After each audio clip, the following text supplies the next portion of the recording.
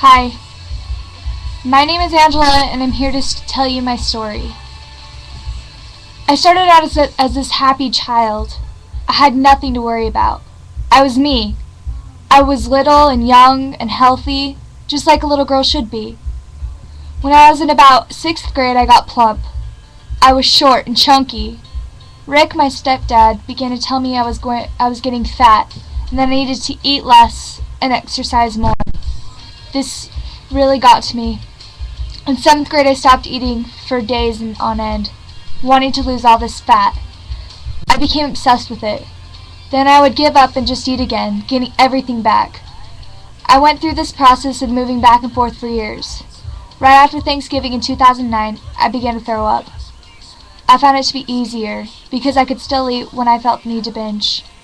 Binging and purging went on until October 9th, 2010. I had lost about 30 pounds in my cycle. I went from about 160 to 130 in that time period. I'm now at the weight I am now, 134. When I was in about 10th or 11th grade, I began to cut myself because I was always so upset with myself and who I was.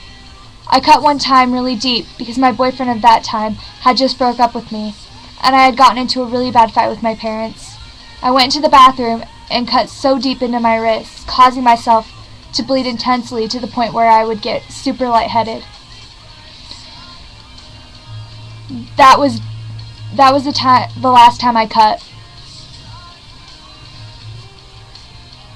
You can't really see him because it's dark, but right here and right here.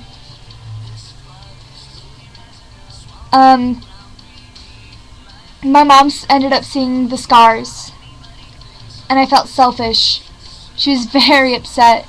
She kept on asking me, "Do you really hate yourself that much?" And I'm sorry I wasn't there to tell you how important, special, and beautiful you were every single day when you were younger. She then disappeared for hours after that. It scared me. When she got back, she came in and talked to me about therapy and going on a spiritual retreat to find myself so I could get better. At this point in time, she didn't know about the bulimia. She only knew that I had severe insecurities. In October, I went to the retreat. She asked me to go too. She paid $500 to do it. My dad and mom sold tons of their belongings so I could get there. I knew it was important. It turned out to be life-changing, and I knew that I didn't want to hate myself any longer. This is when I finally realized perfection didn't exist. Then I became a vegetarian to draw myself away from the prepackaged and processed foods. This helped for a while, and I began to feel better and happier day by day. But then I relapsed, and it hit again. I wrote my hard days down in a journal. I wrote about my depression, my eating issues, how I wanted to start cutting again, everything. My mom found my journal and read it all. It scared her, and then she took me to the emergency room. I then talked to a crisis therapist about it, and realized I needed to get better for good. I am now trying my hardest to live happily and not worry about perfection. I don't cut, and when I help people feel beautiful, I find that I feel the same. I'm telling you this now because I know I'm not alone, and I know there are people out there that are just like me, that are struggling. They have problems with their face, or their body, or some other small insecurity that's causing them to hate themselves in their life. Don't do that any longer. Life isn't about perfection. Life isn't about the beauty on the outside. Besides, when did beauty become something on the outside? No matter what you do, you're never going to be perfect. Not on the outside, at least. What matters is how you feel on the inside. What you do every single day to make yourself feel good. And throwing up isn't going to help you. It didn't help me. It made my life hell. I'd spend my days in my bed, crying, hugging my pillow, wishing I was somebody else. What kind of life is that?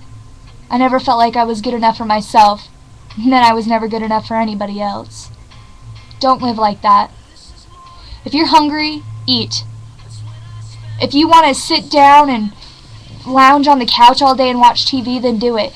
Do what makes you happy. Live for joy, not for something that doesn't exist. Perfection does not exist. You are beautiful. You are enough. Remember it and be it. Don't live your life thinking that you need to be somebody you're not. It's such a waste of time. Love. Love with your entire heart. Find somebody you can grasp onto and just love them. You are perfect, and you're going to find somebody who knows it. Don't give up. Don't give up. Ever. Life is so big and so beautiful. You just have to realize it and find it for yourself. Don't lose hope. Follow your dreams. Reach for the stars. You're going to make it, and you're going to do just fine. You are enough. And you are worth it.